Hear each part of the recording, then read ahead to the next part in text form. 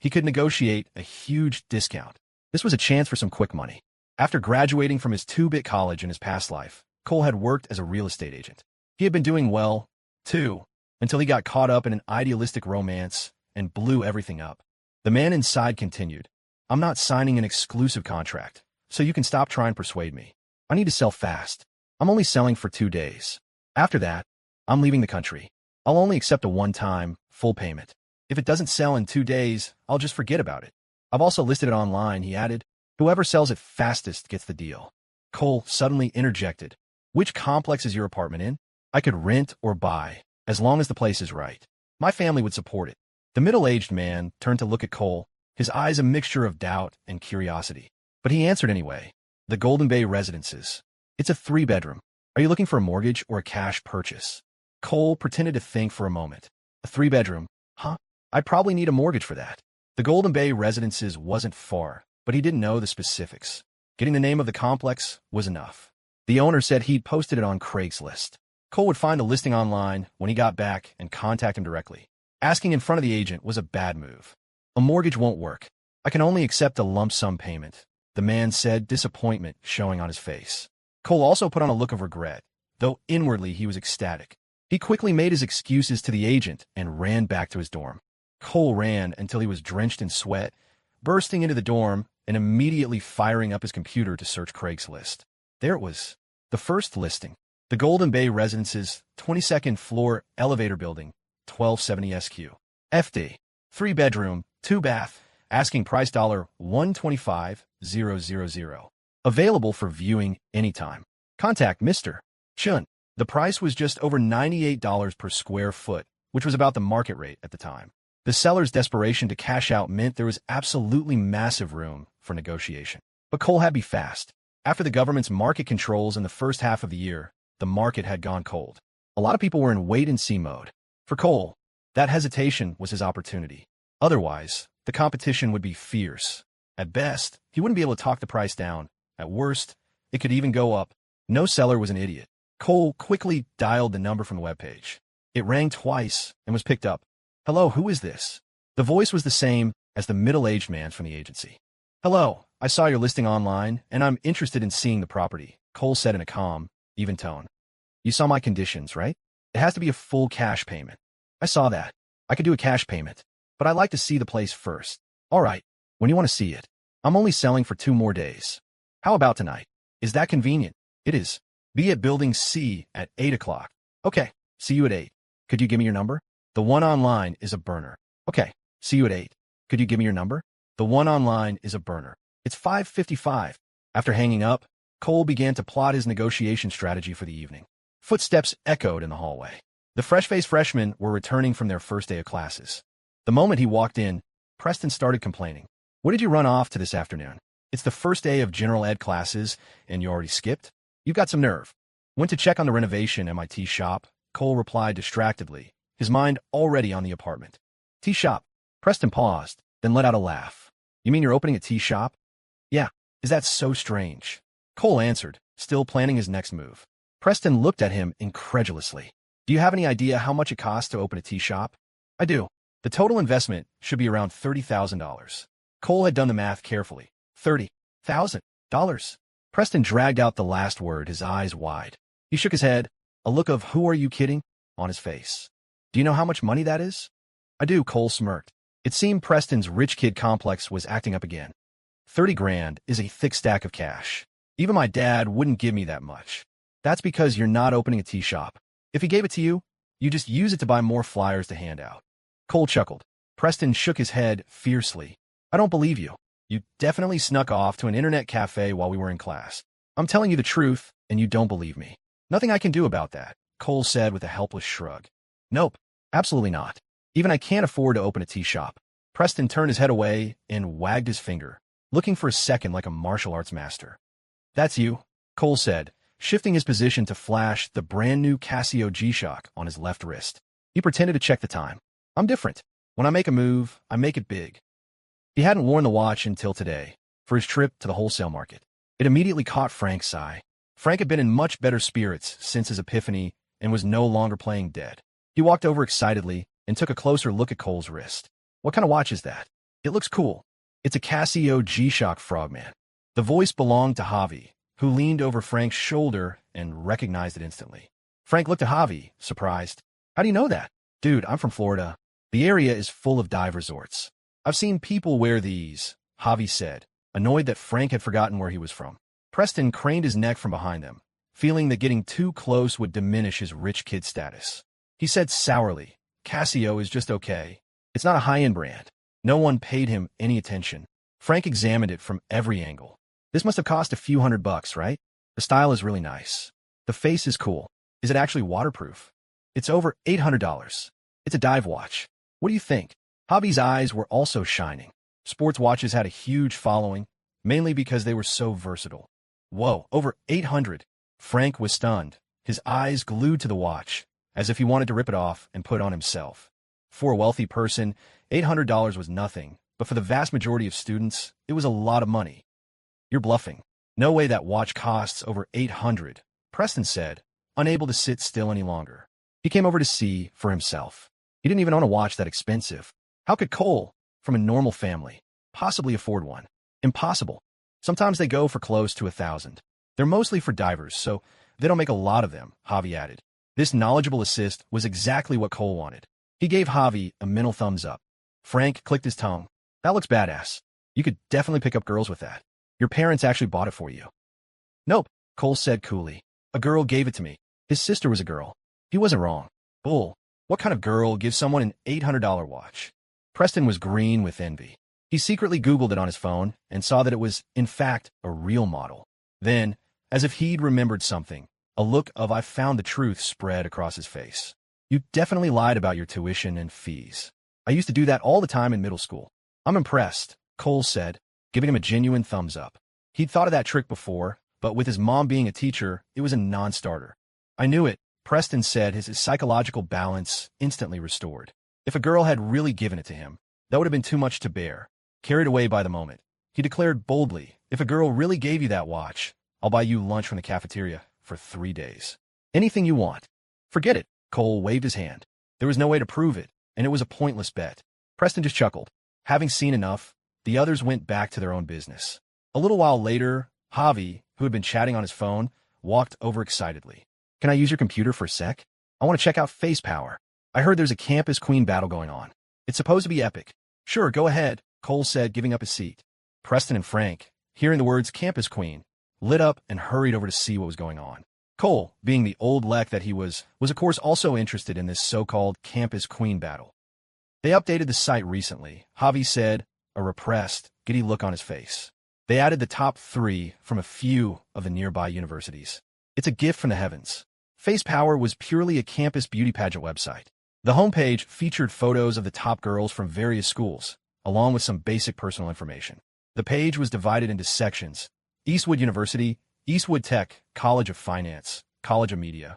The first section was Eastwood University, with 5 photos. Serena's picture was there, a candid side-profile shot of her walking. Judging by the angle, it was a candid shot. She looked like a girl who had walked straight out of an anime. Cool and proud. In this era, there were no beauty filters. What you saw was what you get. Not like in the future, where the internet was full of photo frauds. Her vote count was 1,339. Another picture was of Cora from the business school. It was a carefully posed headshot. Her vote count was 5,260, the highest. There were 2 others Cole didn't recognize, and he thought they were just average. They were clearly posed shots. They're all probably just getting their friends to vote for them, he thought. Only the 5th picture surprised him. The girl in this photo had her hand up, blocking her face, clearly showing her objection to being photographed. Judging by her clothes, it was unmistakably Luna. Her vote count was 0. A photo with 0 votes and no clear view of the face was somehow still on the leaderboard. It was all thanks to a small note below the picture. Absolute potential campus queen, awaiting a front-facing picture. Looking at the webpage, Cole's mind was on other things. The person who had made this website was a junior, which meant he would be looking for an internship this year. Cole needed to get a website for his own tea brand built soon. This could be an opportunity to connect. That Serena girl is really pretty. Too bad she dumped you, Preston said, shaking his head with a look of pity for Cole. He recognized her as the girl who had been feeding Cole water on the field. Cole just chuckled. I've already played with the campus queen's hands and feet, he thought. Am I bragging about it? Soon, I'll be eating from her pretty white foot. Am I going to tell you guys about it? A 32-year-old master did things with one principle in mind: keep a low profile. The three of them started speculating about the fifth picture, wondering what kind of looks could justify a spot on the leaderboard with 0 votes. As Javi clicked on the Eastwood Tech section, all three of them let out a collective gasp. Whoa, Cole, isn't that your sister? The one who came to our dorm. Cole saw it too. It was the first picture. She was pointing a finger at the person taking the photo, her face a mask of fury. Below it, the caption read, Jasmine Young, Jr., Business Administration, 21. Compared to the other 4 candidates with their beaming smiles, Jasmine's vote count was the highest by a landslide. 11,348 votes, more than 3,000 ahead of second place.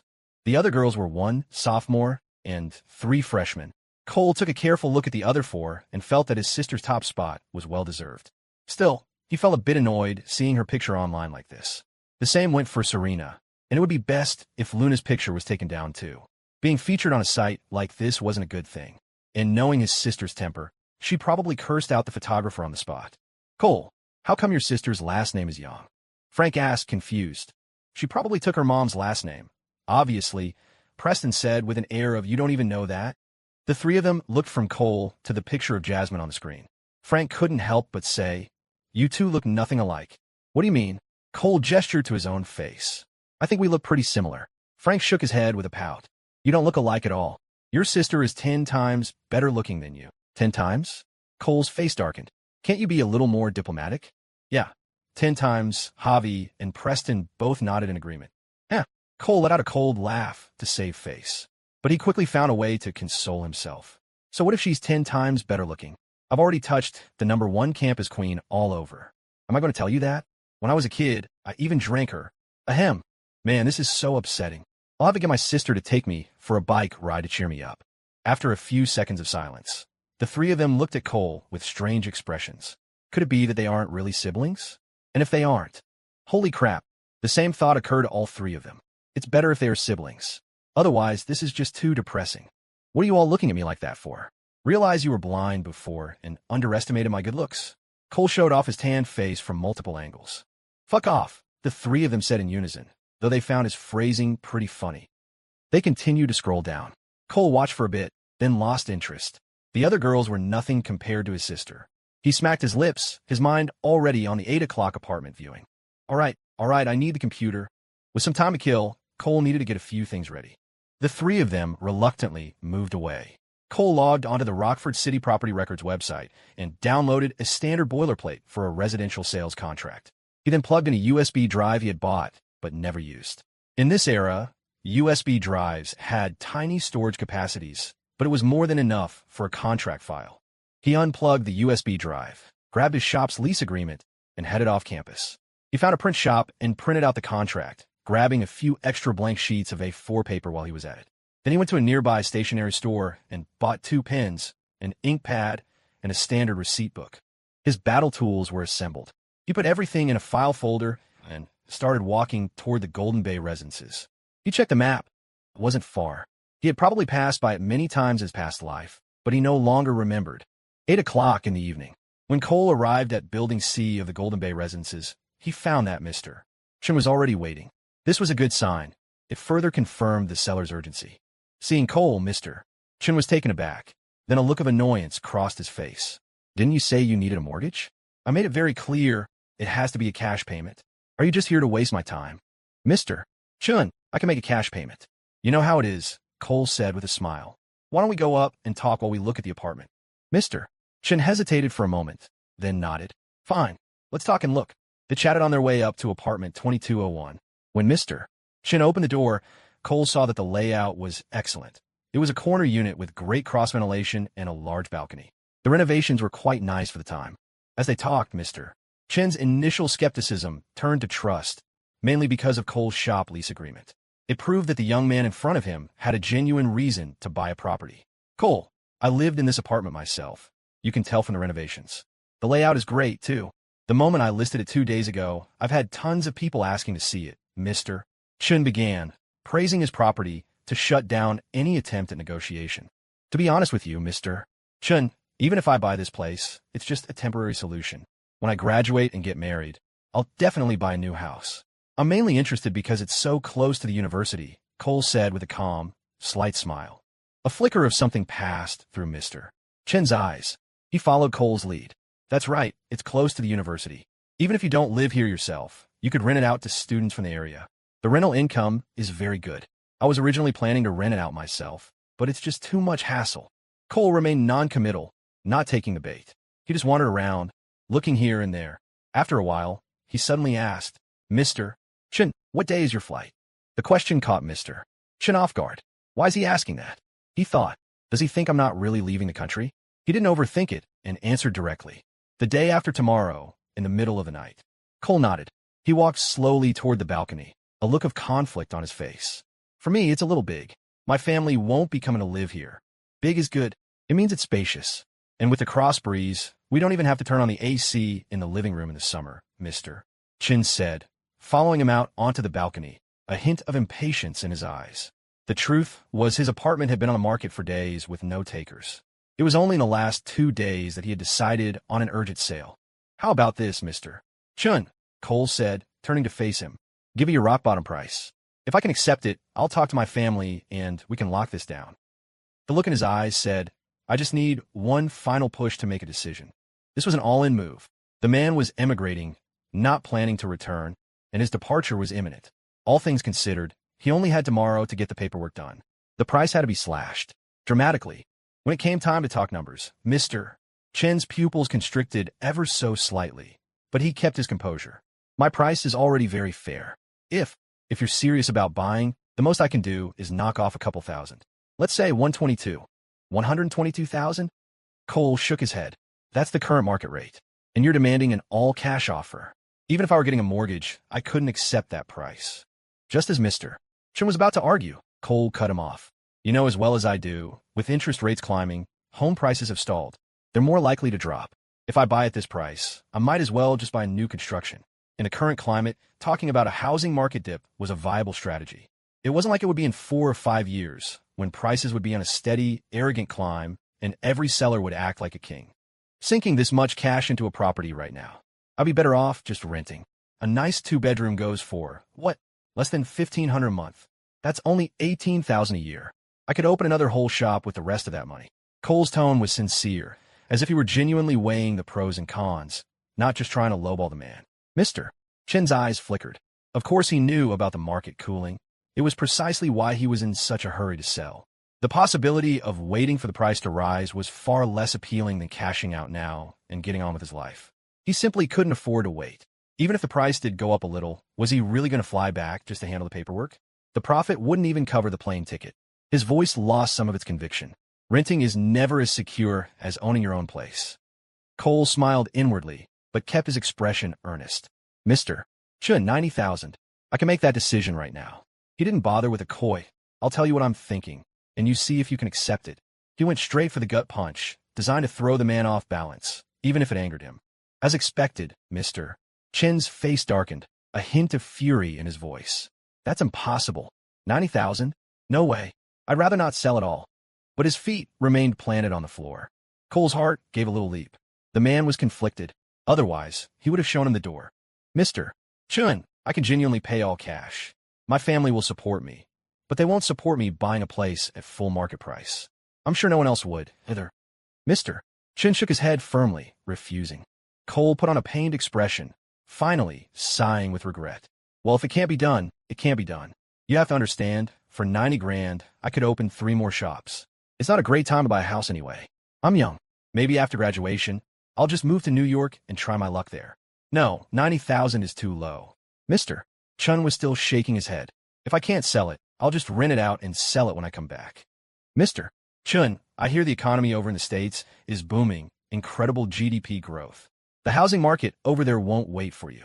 Cole guessed the man was immigrating to America. It was a common dream back then. Mr.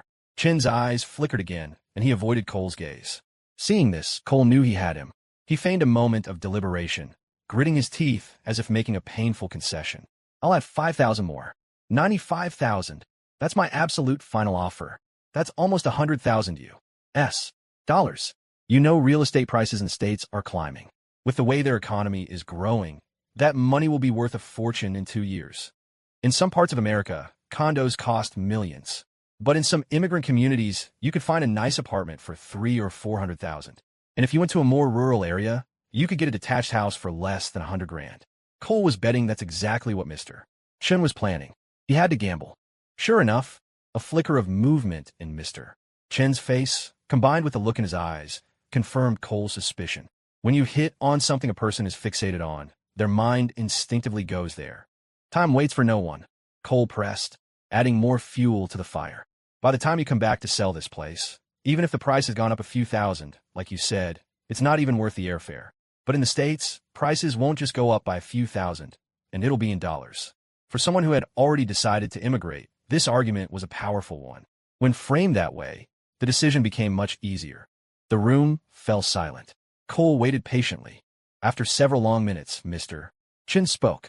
I need the money immediately. I can't wait. No problem. Cole suppressed a surge of triumph. I came prepared. I even brought a contract. The cash is in my account. I can give you a $5,000 deposit right now. We can handle the paperwork tomorrow. He showed the man his document folder. A muscle in Mr. Chen's cheek twitched. A flicker of struggle crossed his eyes, but he suppressed it, adopting a tone that let him save face. Fine, let's sign. If it weren't such a hassle to come back, I'd never sell it like this. You're not losing out, you're winning, Cole said, giving the man a ladder to climb down. Your investment is in America now. You'll make this back in no time. He pulled the contract out of his folder and continued in a casual tone. Tomorrow, instead of a direct title transfer, let's go to a notary and execute a full power of attorney. Once that's notarized, we'll go to the bank and I'll wire you the balance. I'm not planning on putting the house in my name, he explained. It'll go under my mom's name eventually. I'll be buying a new place for myself in a few years, and you know how it is with the first-time buyer benefits. This was a perfectly believable excuse, given the tax implications of owning multiple properties. Mr. Chun nodded in understanding. As long as he got his money, the method of transfer didn't matter. Besides, a notarization was faster than a full title transfer. He went into the bedroom and retrieved the deed. They signed a contract right then and there. Cole had even typed up a supplementary clause on 2 sheets of A4 paper detailing the power of attorney agreement, as well as a stipulation that all furnishings and appliances were to be left behind. It was only from the deed that Cole learned Mr. Chen's full name, Mark Chun. As they were signing, Mark Chun remarked with a sigh, "You're so young, Cole, but you know quite a bit." I just like to keep up with the news, do a little thinking on my own. It's nothing, really, Cole said, his humble tone belying his thoughts. We don't have the opportunity. Otherwise, we'd love to go try our luck in America, too. Seems like you could just pick money off the trees over there. The comment soothed Mark Chen's ego. Being able to go to America was a status symbol, something not just anyone could do. After the contract was signed, they went downstairs together. Cole, not minding the inconvenience, went to 3 different ATMs to withdraw $5,000 in cash for the deposit. He even thoughtfully walked Mr. Chun back to the entrance of the building, concerned about him carrying that much cash. Before leaving, Cole added a final instruction. Mr. Chun, now that we have a deal, please don't take any more calls from real estate agents for the next couple of days. And take down the online listing. If anyone calls, just tell them it's been sold. I won't go around telling people the price we agreed on. Marchin nodded. Now that it was done, less hassle was better. More importantly, the contract included a penalty clause. If either party backed out, they have to pay 5 times the deposit. He was just as worried that Cole might get cold feet, especially since he needed the cash so urgently. They had both pressed their thumbprints onto that clause, making it ironclad evidence in court. Cole hummed a cheerful tune as he walked back to his dorm. He had no intention of flipping the apartment for a high price. A quick, profitable sale was all he wanted. It was a fair return for his effort. Everyone got what they needed. Who else would have made a decision like that in a single day and paid all cash in this market? The next day, Cole, feeling a little guilty, called in sick again, using his gastritis as an excuse. In the morning, he and Mr. Chung got the power of attorney notarized, setting the maximum term of 2 years. Then they went to the bank, and Cole wired the rest of the money. The deal was done. That evening at 6, he officially took possession of the apartment. Mark Chin's wife and son were already in the States, so he had no lingering ties, which was one of the reasons Cole had been confident enough to make his gamble. After Mr. Chin left, Cole stood on the balcony, looking down at the bustling street below and the Eastwood University campus in the distance. A strange sense of satisfaction washed over him. Having cash was a powerful thing. He could just decide to buy something, and it was his. As for the apartment, he could sell it whenever he needed the capital. The market would continue to rise, albeit slowly. Worst case, he could sell it for what he paid and still clear a profit of over $20,000 after factoring in the low purchase price, enough to recover the entire startup cost of his tea shop. If he didn't need to sell, he could transfer the title to his name and keep it. A place in a location this good would make a great company dorm in the future. But opportunities like this were rare. This time, he just gotten lucky. For the next 2 days, Cole's gastritis miraculously cleared up, and he diligently attended his classes. The first semester general education courses were important, not just for the credits, but for building a solid theoretical foundation. Okay, the real reason was that his calculus professor had called on him during roll call and asked pointedly about his health. The look in the professor's eyes clearly said, "You'd better be in class." At Eastwood Tech, Jasmine was at dance practice. A business management major, she had taken dance as an elective and was now the captain of a jazz dance team within the Maplewood Dance Society. She had a modern jazz performance scheduled for the upcoming welcome gala for new students. The entire team of 7 girls was dressed in shorts, their t-shirts tied in knots to reveal toned midriffs. Jasmine's figure was particularly striking, with a perfect waist-to-hip ratio. "Jasmine, can I talk to you for a second?" In the middle of practice, Leah, the vice president of the dance society, walked into the rehearsal room. A tall, handsome guy followed close behind her. Jasmine stopped the music and signaled for her team to take a break. Grabbing her towel, she wiped the sweat from her brow and asked, "What's up?" "So, the School of Arts has a performance, but one of their dancers sprained her ankle. She probably won't be able to go on stage," Leah said with a smile. "There aren't many students who are also proficient in Latin dance, so they were hoping you could help out and fill in as his partner to finish the performance." Before Jasmine could respond, the handsome guy next to her flashed a sunny smile. "Hi, I'm a sophomore from the School of Arts. My name is Dylan. I wouldn't be asking, but we're really in a bind." To get into the School of Arts, Dylan was undeniably handsome, tall and lean, and his bright smile was a major asset. He had long admired Eastwood Tech's #1 campus beauty. Of course, he'd also heard her notorious nickname, the Tyrannosaurus Belle. He'd never had a chance to get close to her, and everyone said she had a strange personality. Plenty of freshmen and upperclassmen had been shot down trying to ask her out. Dylan couldn't imagine how the girl in front of him, with her incredible figure and stunning face, could have earned such a fierce moniker. He'd seen her leading her team in performances before and thought she seemed quite elegant, even soft-spoken. The nickname baffled him. "I'm really sorry, but we haven't even finished rehearsing our own routine. I'm afraid I don't have time to practice another dance," Jasmine replied with a polite smile. She genuinely didn't have the time. After the university-wide welcome gala, there would be smaller welcome events for each department in a month or 2. As a member of the School of Business, she also had to choreograph a dance for the girls in her own department. "It's a really simple routine," Dylan pressed, his eyes twinkling as he laid on the flattery. "With your dance skills, it won't take you any time at all." Jasmine thought for a moment, then shook her head again. "I can't fit it in. It would be too exhausting, and if I'm not at my best, I'll just mess up the performance." Juggling too many routines was draining, mentally more than physically. She took dance classes for her own enjoyment and to stay in shape, not to complete tasks for others. Dylan put on a pitiful expression, his tone bordering on a plea. "Please? Can you just help us out? I'm out of options. I've asked other people, but their technique isn't quite there, and it's hard to coordinate with a new partner on short notice." A tall, handsome guy acting pitiful and vulnerable had a powerful effect on most girls. Dylan was well aware of this and had extensive practical experience. It was his ultimate weapon. He was confident that almost no girl could resist it. As he watched Jasmine's face, he could almost picture her eyes starting to sparkle. Instead, he saw her brow furrow into a deep line. "I'm sorry, I really can't help. You should try to find someone else. Eastwood Tech is a big campus. I can't be the only one," Jasmine said, refusing him yet again. Now Dylan was getting frustrated. This wasn't going according to plan. How could this be happening? He shot a desperate look at Leah. Leah gave Jasmine a pointed look. "Jasmine, come here. Let me talk to you for a second." It was hard to refuse the vice president, so Jasmine followed her out into the hallway. "Jasmine, see if you can squeeze in some time just to get through this one," Leah whispered. "I know it's a lot to ask, but think of it as doing a favor for the Dance Society. The School of Arts has a lot of resources. We're always short on paid performance opportunities. If they could throw some our way in the future, our funding problems would be solved." The School of Arts often had connections for fashion shows, hosting gigs and theater productions, which sometimes included dance interludes. After hearing this, Jasmine looked down and considered it. It was true.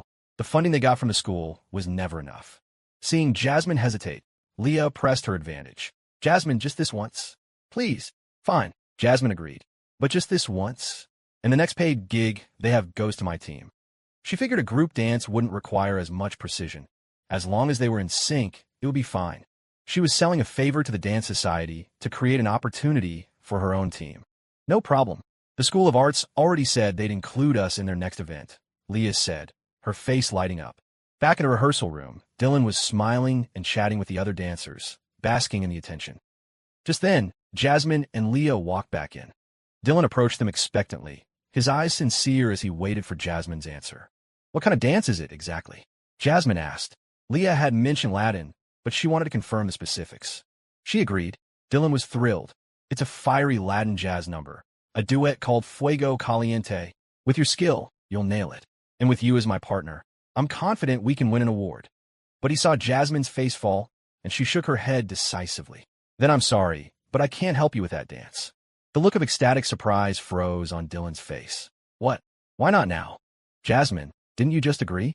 Leah was also stunned. She just said yes. I did, Jasmine said firmly. But I thought it was a group dance.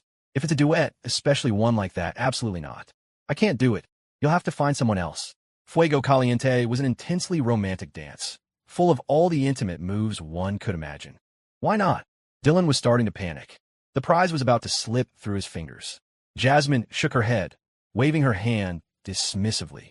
No. I can't dance that. My little brother would kill me. My little brother would kill me. Dylan was bewildered. What kind of reason was that? Since when could a little brother tell his older sister what dances she could or couldn't do? Unwilling to give up, he tried to reason with her patiently. Just talk to your brother. I'm sure he's a reasonable guy. Leah was just as confused. A strong-willed person like Jasmine needing her brother's permission for something? It made no sense. Unless he wasn't just a brother. But everyone who knew Jasmine knew she had never had a boyfriend. Still, Leah couldn't challenge her directly, so she played along. Jasmine, can you just talk to your brother? Explain the situation to him. Seeing they wouldn't let it go, Jasmine pursed her lips, walked over to her phone on a nearby chair, and checked the time. His class should be over. She dialed his number right in front of them and put on speaker. It rang twice before he picked up. Dylan and Leah leaned in, curious to see just how domineering this little brother could be, that he even controlled his sister's dancing. A rich, mellow male voice came through the speaker. Hey, what's up? I have to ask you if you'll let me do something, Jasmine said, a sparkle in her eyes. Even though she knew Cole would say no, she wanted to hear how he would say it. What is it? You know the welcome gala is coming up? There's a dance for the School of Arts, but one of the dancers got hurt, and they want me to fill in. A dance? What kind of dance? It's a Latin jazz duet, Fuego Caliente. She was cut off before she could finish. The voice from the phone suddenly shot up an octave, full of dramatic exasperation. A duet? Latin? Don't even think about it. You're not allowed. From now on, you don't even have to consider doing duets. Oh, okay. I get it. Jasmine spread her hands in a gesture of helplessness. After hanging up, she said, see, he's completely against it. The exchange left Dylan and Leah utterly dumbfounded. Who has a brother like that? Can't you try to convince him? Dylan was desperate, playing his final card, his real-world influence. If you can help me out, I'll take care of your internship. My family owns an advertising agency, Apex Advertising. It's pretty well known, even in New York. I can get you a spot in the marketing department. He's right, Jasmine, Leah chimed in. Apex Advertising is a big deal. You can look it up online. A resume with that on it would be a huge boost for your career. I'm sorry. I've made myself clear. The answer is no, Jasmine said, turning him down flat. It's not just that my brother won't agree. I can't do it either. That's final. With that, she turned and walked back to her group of friends, leaving Dylan and Leah staring at each other. Realizing it was useless to press further, they left. Once they were around the corner, out of earshot, Leah said with a sigh, sorry, I couldn't help you. That's just how Jasmine is. Once she says no, it's a done deal. You should just stick with your original partner. Ah, so high and mighty, Dylan sneered, his ego bruised after his foolproof tactics failed. He resorted to a sour grapes mentality to feel better. She thinks she's too good for a company like Apex. She'll regret that when she's looking for a job after graduation. Back in the rehearsal room, a short-haired girl who had been tapping away on her phone walked over to Jasmine, pulling her toward the window. Jasmine, she whispered, since when do you have a little brother? I've always had one, Jasmine replied. The girl, Alex, had a more androgynous style and was probably Jasmine's only real best friend. They knew almost everything about each other. Aren't you an only child? A god brother is still a brother. A god brother? Wait, yeah. He's my god brother, but I've held him in my arms since the day he was born. You, Jasmine, don't tell me you have a brother complex? Alex's jaw dropped as if she'd uncovered a massive secret. No wonder Jasmine never dated. She had that kind of fixation. No, it was an illness. A psychological one. Do I? I don't know, Jasmine said, a flicker in her eyes. She would never admit it, but her non-answer was as good as a yes. But that Dylan guy is younger than you, too, and he's so handsome. You're not tempted at all. Alex teased. How can you even compare them? My little brother is the only real little brother, Jasmine retorted without a second thought, completely unaware that she had just provided more evidence for her brother complex. Alex pursed her lips. It was a textbook case, terminal stage. She couldn't help but be curious about this mysterious little brother. At Eastwood University, walking to the dining hall, Cole muttered to himself, wondering what kind of creep wanted to get Jasmine to dance a duet with him. He just looked up the style. Was it something people could just dance together? All that waist-holding and leg-touching. He'd never liked Latin dance unless the partners were a couple. He made a mental note to tell Jasmine to stick with jazz and forget all about Latin. The dining hall for the School of Economics was called the Oakwood Commons. The food was varied, cheap, and surprisingly good. Among the 4 roommates, Cole had the biggest appetite. He got 2 meat dishes, a vegetable, a soup, and 2 extra braised drumsticks. The cafeteria's drumsticks were marinated to perfection, and he loved them. His only complaint was that they weren't spicy enough. His 3 roommates had already saved a table. Preston had the smallest appetite, claiming he needed to eat clean to maintain his figure, but you could hear his stomach rumbling in the middle of the night. Their tastes were all over the place. Preston and Javier couldn't handle any spice, while Frank, from Maine, could only tolerate a little bit. As they were eating, Cole spotted a familiar figure. It was Luna, along with her roommates. The Oakwood Commons was close to the accounting department's dorms, but Cole had never run into her here before. He figured she usually ate early and left. This was the first time. Hey, look over there. That outfit. Ring any bells? Frank nudged the others, pointing in Luna's direction. All 3 of them looked over, and their eyes lit up. That face was breathtaking. How had they not noticed her before? Don't remember the clothes, but she's gorgeous. Wonder what class she's in, Preston said. You don't remember? It's the girl from Face Power. The one with 0 votes, Frank whispered. Holy crap. You're right. That's the same t-shirt. She's a goddess. Way better than that Cora girl, like 10 times better. More than 10 times. You think I could get her number if I went over there? The 3 of them whispered excitedly, their eyes following Luna. At another table, Cora and her friends were also watching Luna walk by. Girls were always more observant, especially when it came to potential rivals. Is that the 0 vote girl? Has to be. You won't find another outfit that tacky on campus. Her face is okay, one girl started to say, but another quickly nudged her under the table. Actually, it's just average. Nowhere near as pretty as Cora's. The girl quickly corrected herself. Her overall vibe is just off. Cora's family was well off, making her the unspoken leader of their group. Her friends knew they'd have to rely on this connection in the future. It was only after Luna had passed their table and was walking toward the food counter that Cora looked away, remarking coolly, "It has nothing to do with us. We should just focus on ourselves. It's not her fault she dresses like that." The competition between girls was 100 times more intense than between guys. Looks, figure, fashion, they compared everything. Guys rarely had anxiety about their appearance. Their main competition was usually athletics. You might have more money than me, but I can school you in basketball. Hey, I win. The girls' voices weren't loud, but they weren't exactly discreet either. They hadn't used any names, so who could call them out? The dining hall was relatively quiet, and their high-pitched voices carried. Even Cole, who was focused on his food, heard them. Others might not have known who they were talking about, but the phrase, "another outfit that tacky," made it clear they meant Luna. Most students dressed simply, but not out of style. Luna's outfit, however, looked like it was from several years ago, a rare sight. Cole shot a cold glare at Cora's table, then looked toward Luna with a flicker of concern. If she heard that, it would crush her. He saw Luna's expression stiffen, and she started biting her lower lip. Her whole body was tense as she moved, her hands seeming to not know where to go. Cole knew that feeling of shame all too well. She had definitely heard them. Luna got her food first. Not daring to look in the direction of her critics, she scanned the other side of the hall for an empty table for 3. Her eyes swept across the room and, in an instant, landed on a familiar face. He was looking right at her, a gentle smile on his lips. It was the first time she had ever run into Cole in the dining hall. The warmth in his gaze brought a surge of joy, and the crushing feeling of inferiority immediately receded. She wanted to go sit with him, but felt too shy, since she hadn't been invited. Just then, she saw Cole give a slight nod in her direction. Luna's heart settled. She said something to Brianna and Felicity behind her, and carried her tray toward Cole's table. The eyes of many students, both male and female, followed Luna as she moved. Her face was just that striking, not just beautiful, but with flawless, radiant skin. She was tall and slender, too. The guys pretended to be cool, but inside they were screaming, "Come sit here. Come sit with me. I'd trade 10 years of my roommate's life for it." Frank was getting excited. Dude, she's coming this way." Preston sat up straighter, his eating posture instantly becoming more elegant as he dabbed his mouth with a napkin like a noble prince. Cole's table was a long rectangle next to a square pillar, with room for 8. They were currently occupying 4 seats, 2 on each side. Under their expectant gazes, the girl with the impossibly exquisite face actually stopped at their table. At other tables, a collective sigh of despair went up from the male population, followed by silent curses wishing digestive misfortune upon Cole and his friends. Preston and the others were thrilled, but they maintained a facade of nonchalance, as if they were above such worldly matters. Luna looked at the empty seats, then gently pulled out the chair next to Cole and sat down. Brianna sat across from her, and Felicity sat next to Luna.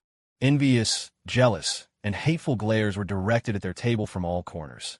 Damn it, it's bad enough that he's handsome, but did he have to get a tan like a movie star too? Frank and the others were internally combusting, filled with regret that they hadn't switched seats with Cole. Is that all you're eating? Cole first checked Luna's complexion, which looked much better. Then he glanced at her plate, which held only a small serving of fries. He frowned.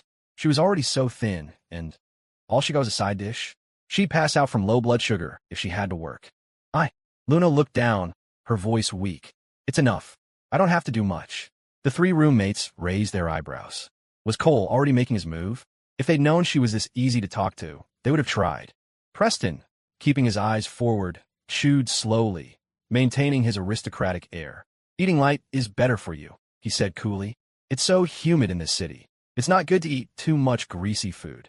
He expected a nod of approval from the girl, but she completely ignored him.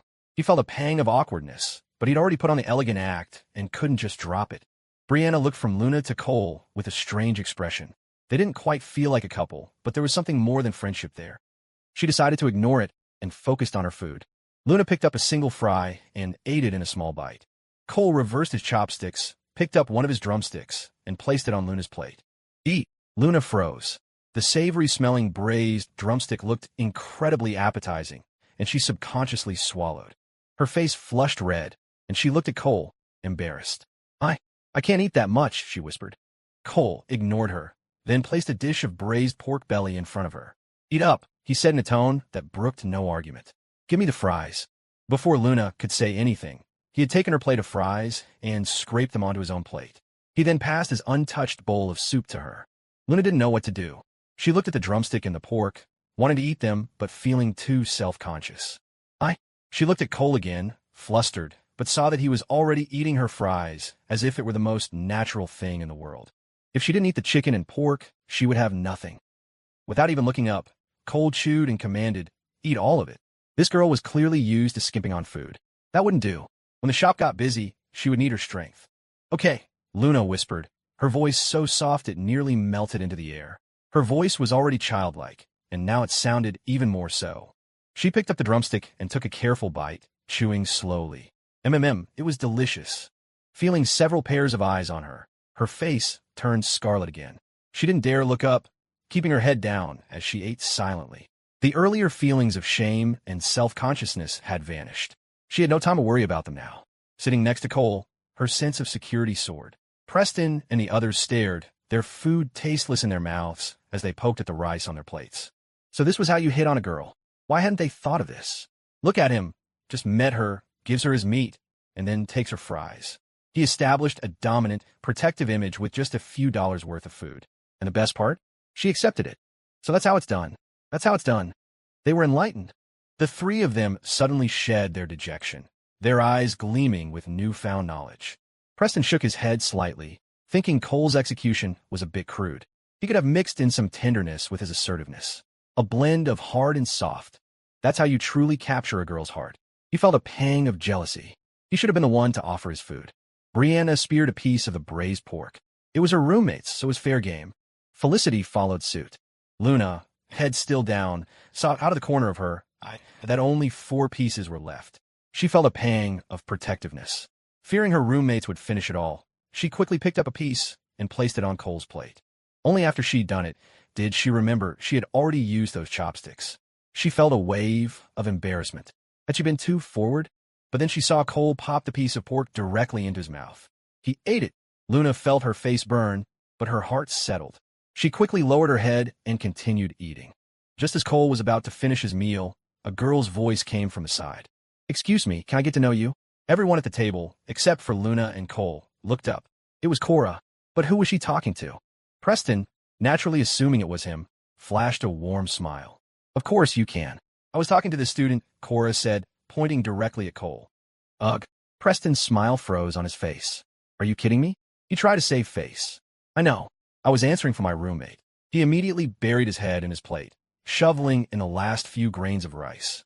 Nothing on earth could make him look up again. The others at the table couldn't help but snicker. Cole glanced at the girl who shared his last name. "My name's Cole. Can I help you with something?" This Cora girl was dressed fashionably and was reasonably attractive, but her face and eyes had a look of someone who had grown up too fast. "Can I get your messenger?" Cora asked with a confident smile, her eyes darting toward Luna. She remembered this guy. Another girl had been holding his arm the other day. She fully expected him to pull out his phone immediately. "No, thanks," Cole said flatly, as if turning down a telemarketer. He saw her right through a little game. She wasn't interested in him. She was trying to get a rise out of Luna. All this just because of Campus Beauty Poll? She was so competitive, she couldn't pass up an opportunity to one-up a rival. But it was a wasted effort here. Luna was too innocent to understand any of it. She probably didn't even know she was on the list. Cole hated this kind of petty scheming, especially from someone so young. Who knew how many guys would fall for her act? Just like Preston, Cora's smile froze, her expression a mask of disbelief. A guy had actually refused to give her his contact info? Was that even possible? Did he not hear her correctly? She crossed her arms, asking again with an air of superiority. "Are you sure you heard what I just said?" "I heard you. You asked for my messenger." "I said no. Thanks," Cole replied with perfect earnestness. Cora's face turned an ugly shade. Then, she let out a forced laugh. "You don't really think I wanted your contact, do you?" "Sorry, it was just a bet with my roommates." She sighed and shook her head with a look that screamed, "This is hilarious," then turned and walked away. Her 3 friends gave Cole and Luna a complicated look before following her.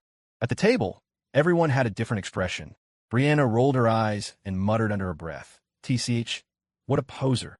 In Felicity's minds, Luna and Cole were a couple, and any hesitation on his part would have been a sign of disrespect. So far, Cole's response was satisfactory. Preston and the others, however, were indignant. Why was it always Cole? And the most outrageous part was that he had actually turned her down. They looked at Cole with a mixture of emotions. They all had the same tan. What made him so special? Luna continued to eat quietly, but her little ears had perked up. Another girl asking for Cole's contact didn't exactly make her unhappy, but hearing him refuse filled her with a strange little spark of joy. At the nearby tables, the guys who had witnessed the scene shot daggers with their eyes at Cole, trying to skewer him from across the room. Even though Cora hadn't succeeded, just being asked was a crime in their books. Preston and the other 2 finished their food and left. They couldn't bear to watch Cole sit there and slowly eat with the girl. "Every meal has to have meat in it. You hear me?" Cole instructed Luna before she left. "Okay, I hear you," Luna whispered, her eyes meeting his for a second before she quickly looked down again. Cole only had 2 classes that afternoon. Afterwards, he went to check on the renovation of his shop. He was chatting with the contractor when his Facebook Messenger pinged. "Serena, I just landed. Are you out of class?" "Cole, yep." "Serena, let me buy you dinner tonight to make it up to you, okay?" "Cole, not okay. Can I have something else to eat instead?" "Serena, what do you want to eat?" Cole smiled to himself. She was playing coy. "Cole, someone promised me something." "Serena, do I have to?" "Cole, you absolutely do." "Serena, your terrible sad face." Cole replied with a wicked grin, and delicious. "Serena, aw, you're so gross." She didn't reply after that. A moment later, her profile picture went gray. She had logged off. Cole figured she must be busy, so he chatted with the carpenter for a while longer. Then he bought himself an ice cream bar and, in high spirits, ambled back toward campus. Just as he was nearing his dorm, he ran into his 3 roommates. They were heading to the athletic field to hang out, so Cole decided to join them. The sound of music from a corner of the field immediately caught the attention of the 3 stooges. It was Cora and her roommates, along with a few other decent-looking girls, apparently rehearsing for some performance. His friends watched, mesmerized. Cole, however, was unimpressed. He'd seen it all before. He found an empty spot on the grass nearby and sat down. Serena had messaged him again, saying she'd be back on campus a little later and asking where he was. Without thinking much of it, Cole replied that he was on the athletic field, enjoying the view, and then opened his phone's browser to check the latest sale prices of nearby properties.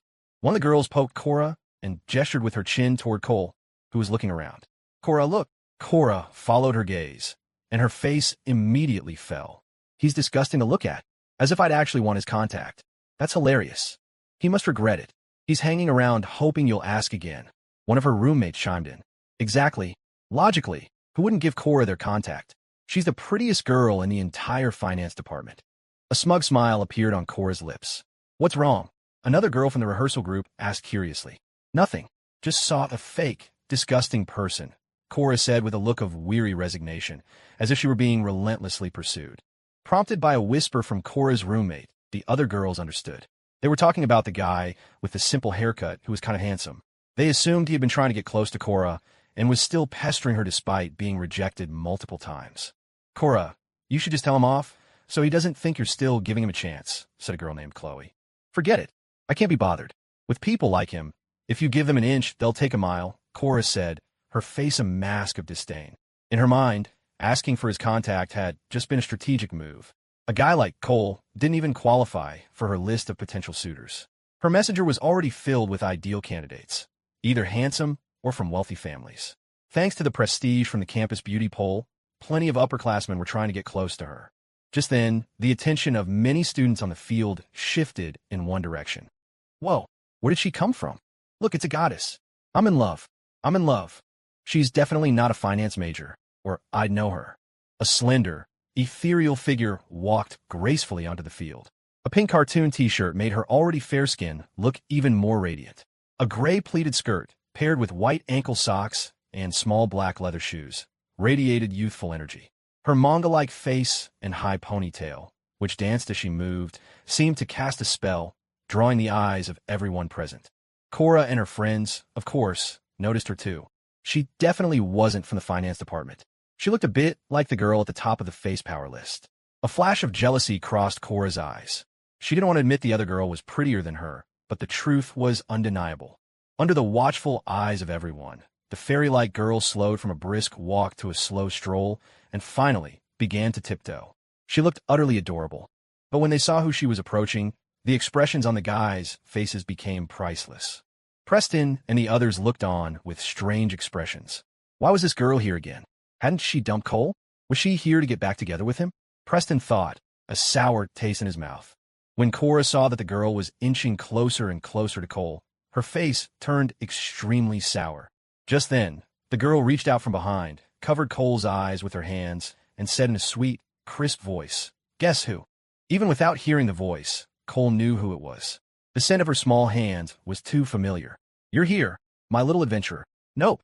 Is it you, my little mermaid?" "Wrong again." "Oh, I know." "Know what?" "You're the boogeyman." "Humph. Omega. Guess again." "Last chance." That soft, drawn-out whine nearly pulled the soul right out of Cole's body. She was doing her cute, little pouty voice again. He took a deep breath to steady himself before revealing the answer. "All right, you're the one and only, the universally adored Miss Serena." "Ah, you guessed it." Serena finally let go, and Cole could see again. The faces of the guys sitting nearby looked like they had just eaten something foul. If looks could kill, Cole would have died 800 times over. Frank was smacking his lips. Javier was blinking furiously. Preston was so sour his mouth was twisted. He mimicked Cole in a pouting voice. "My little mermaid. The boogeyman. I can't even watch this." Over on the other side, Cora's face was a storm cloud. A bitter feeling churned inside her. She compared herself to Serena over and over, and in the end, had to admit there was no comparison. She couldn't compete with her face, her figure, or that vibrant, youthful energy. Chloe, standing next to her, had a complicated expression. Even an idiot could see this guy wasn't here pestering Cora. He clearly had no need to. but she wouldn't let her friend lose face. Let's get back to practice, she said. Cora's other roommates fell silent. There were no holes to poke in this story, no way to prop her up. Cole, I'm hungry. I only ate a little bit for lunch, Serena said, her eyes filled with the joy of a long-awaited reunion. Since she was wearing a skirt, it wasn't convenient for her to sit on the grass. Cole stood up and smiled. Let's go to the food truck strip then. We'll eat our way from one end to the other. How about that? Okay, just like last time, Serena agreed happily. She loved the atmosphere of the food truck area. Under the gaze of countless complex emotions, they left the athletic field. Are we still handing out flyers tonight? Javier asked blankly. Of course we are. The long march is already halfway done. We're about to achieve victory. Preston said fiercely. We're halfway there. Javier's eyes were filled with doubt. Because I feel like we haven't even started. That's what you don't understand. We're just separated by a thin layer of paper now. One poke and it'll break. You sure it's not made of steel? My wallet's getting pretty thin. I'm afraid my wallet will get a hole in it before the paper does. Preston fell silent. At a few dozen bucks a night, his wallet was also on the verge of being punctured. And on top of that, he had to stand there handing out flyers until his legs ached. It was nearly 6 in the evening, the time when students started to come alive. The tree-lined path leading to the campus gate was filled with the chatter and laughter of students. Guys pretended to be deep in conversation with their friends, while secretly stealing glances, their eyes full of hormones, at all the girls in shorts. Cole held a soft, smooth little hand, which did a good job of calming the hormonal turmoil inside him. He wanted to look at pretty legs too, but he didn't want other guys looking at Serena's. Serena walked with a light, bouncy step, occasionally skipping like a young deer let loose from its mother's side. She chattered on, telling Cole funny stories about her childhood with her grandfather. Cole listened intently, needing to be fully focused so he wouldn't forget details she'd told him before. The food truck strip was already bustling, with people coming and going. The air was thick with a variety of delicious smells that stir the appetite. They started with a skewer of grilled squid, each extra spicy. But to their seasoned palates, it was medium at best. They tried some braised duck neck and intestines, which were just okay. They avoided all pastries. Those just filled you up. They shared a bowl of beef noodle soup, which was a little greasy but tasted great. You eat it. Serena held the last slice of beef up to Cole's lips. Cole ate in one bite, then grabbed a napkin to offer her. But instead, Serena tilted her chin up, her face clearly saying, "Wipe my mouth for me." Looking at her adorable, impish expression, Cole felt an invisible hand pluck at his heartstrings. He quickly suppressed the feeling, but as he wiped her mouth, his movements became incredibly gentle. The two of them were perfectly matched when it came to food. If one of them disliked something, the other was sure to dislike it too. They never had to tolerate different tastes for each other's sake. After they were full, they bought a cup of watermelon juice from a nearby stand and began to walk toward North Lake. Night was falling, and the path was crowded yet peaceful. This time, I didn't need an e-scooter. One side of Eastwood University bordered North Lake, and there was a popular spot called Waverly Point that students loved to visit. If you were lucky, you could find an empty bench by the water. Cole's sharp eyes spotted a couple getting up from a bench. He quickly pulled Serena over, and they claimed it. Our luck is great tonight, Cole said with a grin. My skirt flew up when you pulled me, Serena complained playfully. Did it? Let me see. No, look at you, being so formal with me. I'm just helping you fix your skirt. I'll fix it myself. You'll just cause trouble. I'm hurt. Is that really what you think of me? You're the worst. They sat comfortably, gazing out at the lake, the sound of water lapping against the shore in their ears. The faint, fresh scent of the lake drifted by on the breeze, a soothing and invigorating smell. After sitting in silence for a while, Serena suddenly spoke in a soft voice. I never wanted to give your love letter to the teacher. Do you believe me? The letter had disappeared while in her possession. There was no way to explain it, so this was all she could say. The sudden question caught Cole off guard. Why was she bringing this up now? Thinking about her personality, he knew she wasn't like those arrogant, snobbish girls. I believe you, but I never thought the teacher would make someone read it out loud. I was so nervous then, afraid of the embarrassment, but also afraid of you getting hurt. That was never my intention. Serena curled her legs up on the bench, hugging her knees as she stared at the lake, her eyes soft and misty. I know you must have been angry. Cole let out a quiet sigh. He had been a little angry back then, but since he had a second chance, it didn't matter anymore. Still, he answered honestly. I was a little. Serena turned to look at him, a hint of apology in her eyes. I'm sorry. It's okay. It's all in the past. We're good now, aren't we? Cole gave her a reassuring smile, thinking to himself, don't just say it, show it. How about a kiss to express that apology? What? What exactly did that letter say? I never read it. In the dim light, a blush crept across Serena's face. Show you just how adorable you are, huh? Cole couldn't help but laugh. Man, what was he thinking back then? Serena bit her lip, unable to hide the smile in her eyes.